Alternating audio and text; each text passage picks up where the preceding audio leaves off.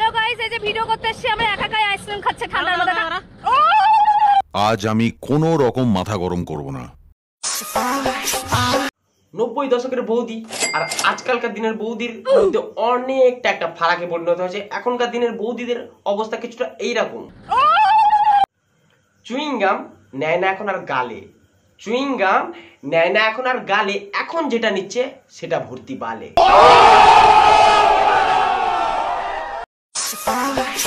তো কেমন আছো সবাই? অনেকদিন পর ইনস্টাগ্রামের বৌদিকে নিয়ে এসেছি। এদের এক ফোঁটা নাচ জানা নাই, কিন্তু এদেরই আছে রিলসের বাই। আর না করে বাড়াবাড়ি, চলো ভিডিও শুরু করি। সবাই একটাই জ্ঞান দেয়, দুধ খেলে বুদ্ধি বাড়ে, দুধ খেলে বুদ্ধি বাড়ে। আচ্ছা, দুধ খেলে যদি বুদ্ধি বাড়তো তাহলে তো বিবাহিত পুরুষরা সব থেকে বুদ্ধিমান হতো। এই সম্পদ কোনোদিন বিক্রি করো না। দুধ খেলে যদি বুদ্ধি বাড়তো তাহলে তো বিবাহিত পুরুষরা সব থেকে বুদ্ধিমান হতো।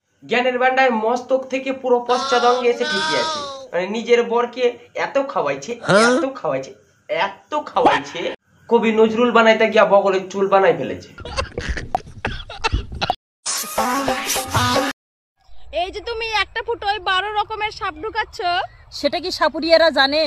অর্ধ ছিন্ন বিশিষ্ট রক্তাল আলুর বস্তার মতো থোবরা নেই, যে জ্ঞানের বাণী শুনাইছে এইটার ছিটে ফোটাও বৌদির ভিতরে নেই। 14খানা সাপুরে সাপ খেলা দেখিয়া ওই সাপ নিয়ে নিজেও খেলিয়া গর্তের ফারাক ভুলে গেছে।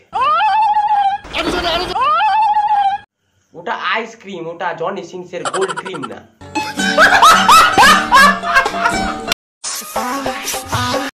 একটা কথা তোমরা মানো, কথাটা কিন্তু 100% সত্যি। নারী আটকায় অর্থে আর পুরুষ আটকায় বড় বড় ম্যানহোলের গর্তে। চরিত্র আছে মানে এই নয় যে সব চরিত্র নষ্ট, আর এই সব কিছু কিছু ছেলেদের জন্য পুরো ছেলে যাত্রাই আজ নষ্ট। দিনের বেলায় স্বামী ভালোবেসে যতই ডাকুক সোনা মানা প্রিয়া, ওই বৌদিগুলাই রাতের অন্ধকারে পায়খানার ভিতর ঢুকে করে পরকিয়া। ভাগ্যিস আমি গরিব, সেজন্য লোকে বাঁশ দেয়। আর ওই বাঁশ খাইয়া বৌদির গতরে এত শ্বাস। আপনার স্ত্রী যদি অসুস্থ হয় তাকে ডাক্তারের কাছে নিয়ে যাবেন না, তাকে বড় কোনো শাড়ির দোকানে নিয়ে যান। আর তাতেও যদি সে সুস্থ না হয় তাহলে তাকে গয়নার দোকানে নিয়ে যান, দেখবেন সে সুস্থ হবেই। যদি দেখো নিজের ভাতার অল্প খাইয়া পেট ভর্তি হয়ে যাচ্ছে, শরীর কিলিয়ে ফটকে যাচ্ছে, রাত্রিরে ঘুম হচ্ছে না, তাহলে এইসব বিষয়ের জন্য কোনো ডাক্তার দেখানোর দরকারই নাই। এইরকম নির্জীব প্রাণীকে সজীব করতে পাশের বাড়ির বৌদির কাছে নিয়ে আসো। ছোটবেলা থেকে জেনে এসেছি একটা গাছ একটা প্রাণ, গাছ লাগাও পরিবেশ বাঁচাও। এই কথাটা একদম ভুল। এই 3টে বৌদি এই পরিবেশের জন্য কিছু উদ্যোগ নিয়েছে, উদ্যোগটা ভালো জিনিস, কিন্তু উদ্যোগটা আসলে কি? এই রোদ গরমে গাছ লাগাতে ভালো লাগে না না? যেদিন চুমু খাওয়ার জন্য ঝোপঝাড় কিছুই খুঁজে পাবেন না, সেই দিন বুঝবেন গাছের কি মর্ম। ওদের গাছ লাগাও, প্রেম বাঁচাও। যদি নিজের মুখ বাঁচিয়ে খেতে চাও হামি, তাহলে গাছ লাগিয়ে ভরাট করো জমি। আমার এই ভিডিওটা শুধু মেয়েদের জন্য। বিয়ে করার সময় বেকার, শিক্ষিত, ছোট জব, প্রাইভেট চাকরি, ছোট জব, প্রাইভেট চাকরি, ছোট জব প্রাইভেট চাকরি বিষয়টা ঘুরে গেছে। মানে ছোট চাকরি প্রাইভেট জব, আর এইরকম বুদ্ধি নিয়ে এরা রিলস বানায়, বড় বড় ডায়লগ বাজি করে।